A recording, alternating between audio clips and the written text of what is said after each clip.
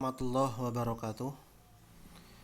Kita lanjut lagi pembahasan kita, yaitu mabhas ketiga, nasabul maulud wal mafasid wal abdul ar-mutarattabah ala amaliyati istijaril arham.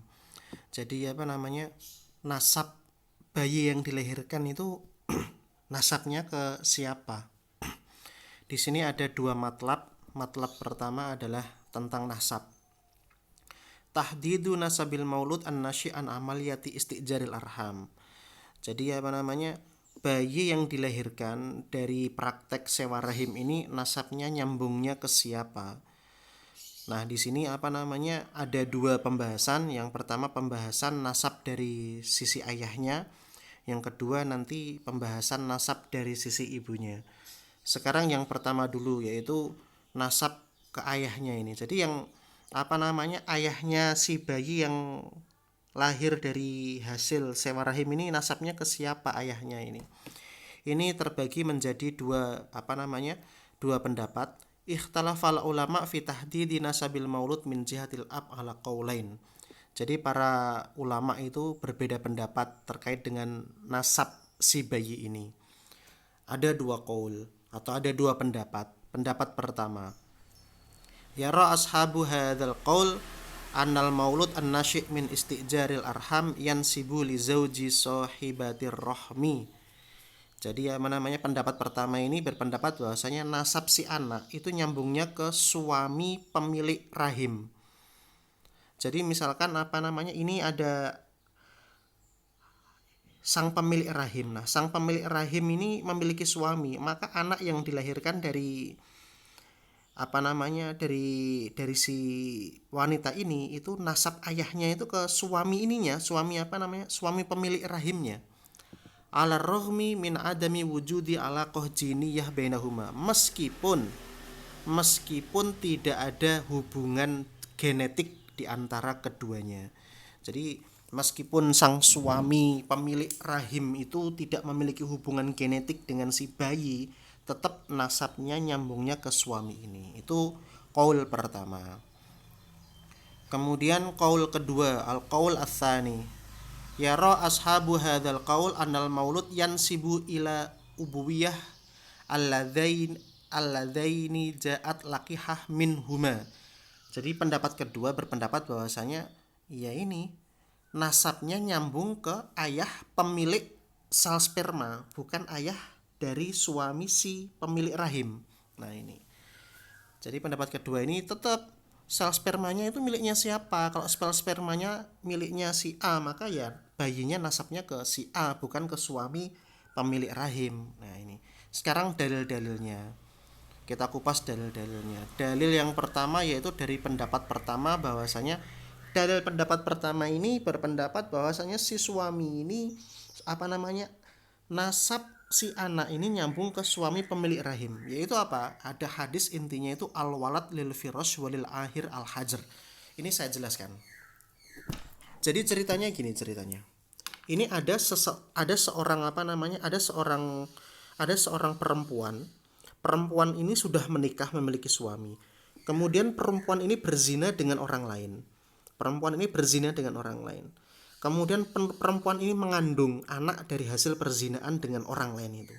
Maka saat perempuan ini melahirkan, anaknya itu nasabnya bukan ke anak hasil selingkuhannya itu, tapi tetap anaknya adalah nasabnya ke suami sahnya.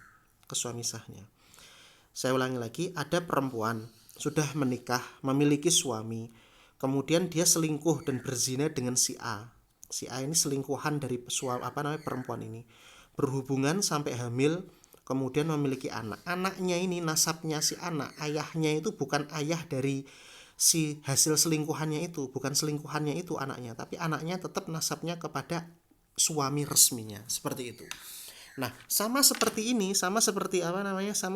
sewa rahim ini. Sewa rahim intinya kan memasukkan sel sperma asing ke dalam rahimnya dia. Maka ketika itu dia itu memiliki anak, maka anaknya nyambungnya bukan ke pemilik sperma, tapi kepada pemilik ke suaminya dari pemilik rahim itu sendiri. Kayak itu dalil pendapat pertama, oke ya. Sekarang dalil pendapat kedua. Adillatu al-qaul ats-tsani. Dalil pendapat kedua. Istadalla ashabu al-qaul ats-tsani ala annal maulud yansibu li ubuwiyyah alladzaini ja'at laqiha minhuma bil ma'qul min wajhaini. Oke, sekarang gini, apa namanya? Pendapat kedua ini berpendapat bahwasanya bayi yang dilahirkan dari hasil sewa rahim nasabnya ke pemilik sperma. Dalilnya melalui logika ada 2 poin. Wajah ini itu 2 poin. Al-wajhul awal, poin pertama. Annal usul al-warathiyah tarji'u al-walid asasan ilal waladaini alladzini syarika bi khilaihima al-jinsiyah fihi. Ya intinya bahwasanya sumber dasar genetiknya itu ya pemilik sperma, bukan pemilik rahim, dan bukan pula suami daripada pemilik rahim. Bagaimanapun juga anak itu genetiknya itu diturunkan dari pemilik sperma. Nah, itu. Kemudian al-wajhu ats-tsani. Sekarang segi kedua, poin kedua. Inna tahrim lam yadkhul fi asli takwinil janin wa inna ma jaa min tariqi taghdhiyah allati nataja anha nama'uhu takmiluhu fal janin ba'da zarrihi lam yastafid minal mutabarrih ghairul ghoda. Jadi intinya gini, janin itu ketika dimasukkan ke dalam rahim ibu lain atau rahim wanita lain, itu sebenarnya tetap benihnya itu benih milik suami istri pemilik sperma dan pemilik sel telur. Adapun di rahim itu hanya sebatas untuk ngasih makan saja. Maka hukumnya hukumnya sama seperti hukum menyusui saja gitu. Nah, ini dalil pendapat kedua. Munakosahnya terlalu panjang, nggak usah kita ini. Nah, sekarang tarjihnya, mana sih yang lebih rojih, yang lebih kuat di antara dua pendapat di atas? Wa ba'da dzikri al-aqwal al-wardah fil mas'alah wa dilatul qaul wal munaqashah aro. Nah, ini penulis buku ini berpendapat annal qaul ar-rajih wa al-qaul ats-tsani. Nah, qaul yang rajih adalah qaul kedua, yaitu bahwasanya al-maulud fi mas'alatir rahmi al-mustajar yansibu ila abawaihi alladzina ja'at laqiha minhuma. Ya, tetap penurut penulis buku ini, nasab dari anak yang dilahirkan itu nasabnya ke pemilik spermanya, bukan ke suami pemilik rahim. Ini pendapat yang lebih kuat. Oke.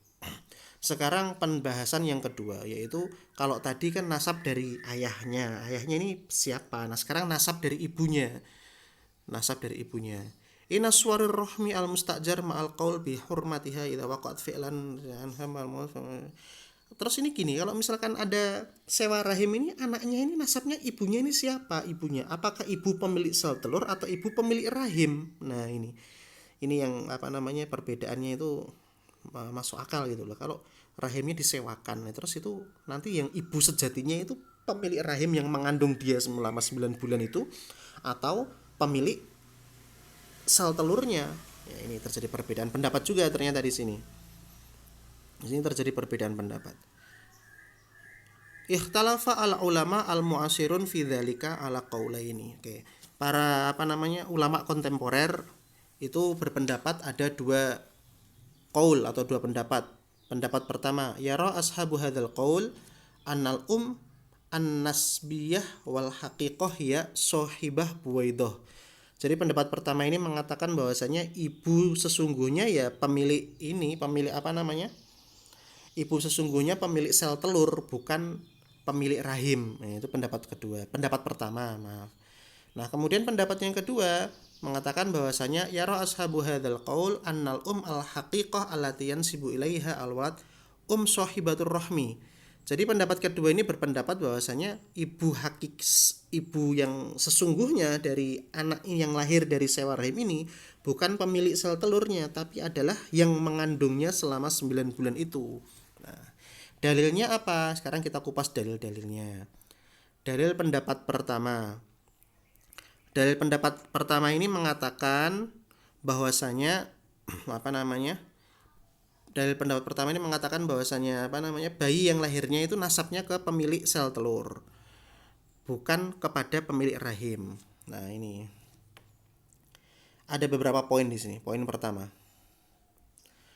annal janin qad in aqada min buwaidah imra'ah wa ma rajul bainahuma nikah syar'i sahih. Wa madama al-amru kadzalika fal janin yansibu ilaihima. Sebenarnya janin itu terbentuk dari sel telur wanita dan juga sel sperma laki-laki. Dan keduanya berada dalam nikah syar'i, maka nasabnya ya kepada si pemilik sel telur itu, bukan kepada pemilik rahim. Itu poin pertama. Poin yang kedua, inna hadhil buwaidah al mulaqqahah law annaha atamat marahil hayatha fil ambuba likhtibar. Nah, sekarang gini misalkan. Sekarang gini, ada sel telur sel telur wanita dibuahkan dengan sel sperma laki-laki. Ini laki-laki dan wanita ini suami istri. Kemudian yang telah dibuahi ini dikembangkan ke dalam ambubah ikhtibariyah, dalam tabung percobaan. Misalkan ada sebuah tabung yang dimana tabungnya itu sangat efektif sehingga bisa menggantikan rahim wanita. Yang dimana ini misalkan loh ya, karena belum ada teknologi yang seperti itu. Jadi bayi itu berkembang di dalam tabung itu. Wa huwa ma yas'a ilahi al ulama, yang sekarang sedang diusahakan para ulama biologi itu pengen membuat tabung rahim buatan itu. Au fi rahmin sinai, atau bayi itu berkembang di rahim buatan, ya sama seperti ambuba ikhtibariyah ini kan rahim buatan. Au rubama, atau misalkan juga fi rahmil kirt, atau misalkan pula yang telah dibuahi itu dimasukkan ke dalam rahimnya kera atau rahimnya monyet, misalkan rahimnya gorila atau siapa, misalkan seperti itu. Falau amkana tahqiqu dzalika fa kharaja alwat minhuma insanan sawiyan, meskipun bayi ini dikembangkan di tabung buatan, dikembangkan di tabung praktek, kemudian di rahim buatan atau bahkan di rahimnya monyet sekalipun, itu nanti kalau keluar ya tetap keluarnya adalah manusia, nggak keluar kera, nggak keluar tabung, nggak keluar rahim buatan, tetap itu manusia. Karena kenapa? Karena pemilik sel telur dan pemilik spermanya itu adalah ya sang pemilik karena sel telur dan sel spermanya diambil dari laki-laki dan itu manusia. Nah, gitu kan. Maka ya tetap pemilik sah nasab ibunya ya kepada pemilik sel telur, bukan kepada pemilik rahim. Misalkan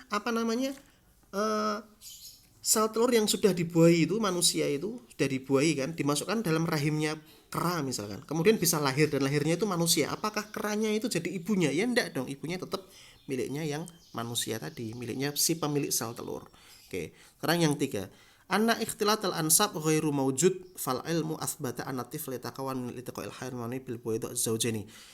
Jadi secara pengetahuan, secara sains itu sudah bisa dipastikan banget bahwasanya anaknya itu memang benar-benar terbuat dari pertemuan daripada sel sperma dengan sel telur pemilik sel telur dari suami istri itu tadi. Jadi ilmu pengetahuan di sini dalam artian sains sudah bisa memastikan bahwasanya anak yang lahir itu memang benar-benar anak yang dihasilkan dari dari sel telur sama sperma yang sudah terbuahi di luar rahim ini, baru dimasukkan itu. Secara sains sudah bisa memastikan itu. Maka ya tidak bisa ketika anaknya nasabnya kepada pemilik rahim, karena memang secara sains sudah bisa dipastikan bahwasanya si anak adalah dari pemilik sel telur itu. Nah, ini kemudian yang keempat, an-samrah bintul budroh, yang namanya buah ya, buah-buahan itu adalah anak dari biji-bijian itu. Maksudnya gimana? La bintul ard, bukan anak dari tanah.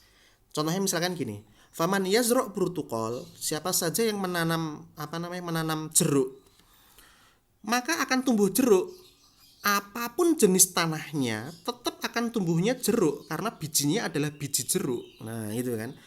Dan barang siapa yang menanam apel, maka juga akan tumbuh apel. Meskipun ditanam di tanah manapun ya tetap yang keluar adalah apel. Maka yang paling utama di sini adalah bijinya, bukan tanahnya. Maka seperti contohnya adalah rahim yang disewakan itu diibaratkan seperti tanah. Nah, sel telur dengan sel sperma yang dibuahi itu dia anggap sebagai biji. Maka bagaimanapun juga saat biji itu ditanamkan pada rahim manapun, itu anaknya adalah anak pemilik dari sel sperma dan pemilik sel telur. Nah, ini adalah dalil pendapat yang kedua. Nah, dalil pendapat pertama. Nah, sekarang dalil pendapat kedua. Dalil pendapat kedua mengatakan bahwasanya pendapat kedua ini mengatakan bahwasanya nasab dari anak ini ibunya ya ibu yang mengandung, bukan ibu pemilik sel telur. Yaitu apa? Dari ayat-ayat Al-Qur'an. Ada satu, ada dua, ada tiga. Ini ayat-ayat Al-Qur'an dalilnya ini. Kemudian ada ayat, ada empat, ada lima, ada empat, ada lima, ada enam. Nah, apa namanya? Juga ada sunnah juga. Dan juga ada sunnah juga. Nah, intinya apa? Intinya, nah ini intinya ini dari ayat-ayat tersebut. Saya bentar, sebelum hadis, ayat Al-Quran dulu. Ayat Al-Quran itu, nah ini wajud dalalah ini. Fil ayat Al-Karimah, dalam ayat-ayat di atas, Allah itu menafikan adanya ibu bagi siapa yang tidak mengandung anaknya. Jadi ayat-ayat Al-Quran di atas ini, ayat-ayat Al-Quran di atas ini, Allah itu menafikan atau meniadakan anak yang intinya apa? Intinya kalau ibu mengandung, maka anaknya ya anak yang mengandung. Nah, seperti itu. Jadi ayat-ayat di atas itu mengatakan bahwasanya ibu kalau mengandung, maka anak yang dikandungnya itu anaknya, bukan anak yang lain. Nah, ini ayat-ayat di atas itu secara jelas mengatakan seperti itu. Dan juga sunnah Nabi bahwasanya inna ahadakum yajma'u khalqu fi batni ummihi arba'ina yauman. Nah, ini fi batni ummihi arba'ina di apa namanya, di rahim ibu selama 40 hari, maka menjadi alaqah. Nah, menjadi alaqah ya. Nah, kemudian habis itu wajudalahnya apa? Wajudalahnya innal hadits asyarif asbata an Nabi sallallahu alaihi wasallam al-umma allati hamalat al-walad fi rahmiha. Bahwasanya hadis di atas menegaskan bahwasanya ya ibu itu yang mengandung. Nah, bagaimanapun juga yang namanya ibu itu yang mengandung di rahimnya. Nah, ini. Kemudian munakosahnya ini ada banyak, intinya adalah langsung ke tarjih bahwasanya menurut penulis buku ini yang rojih nasab dari si ibu itu adalah ibu pemilik sel telur, yaitu al-qaul al-awwal. Al-qaul anal al-haqiqah alati yansibu ilaiha al-maut wa yathbutu la jami'ul kamal wa hadina ghairu dzalika. Nah, qaul pertama yaitu adalah ibu pemilik sel telur. Jadi menurut penulis buku ini, entah ayah atau entah ibunya itu nasabnya nyambungnya kepada pemilik sel sperma dan pemilik sel telur, bukan yang mengandung atau bukan suami yang mengandung. Seperti itu. Nanti akan kita lanjutkan di matlab kedua, yaitu tentang mafsadah-mafsadah yang bisa terjadi atau kerusakan-kerusakan yang bisa ditimbulkan dari timbulnya rahim. Akan kita jumpa di pertemuan yang akan datang. Terima kasih. Wassalamualaikum warahmatullahi wabarakatuh.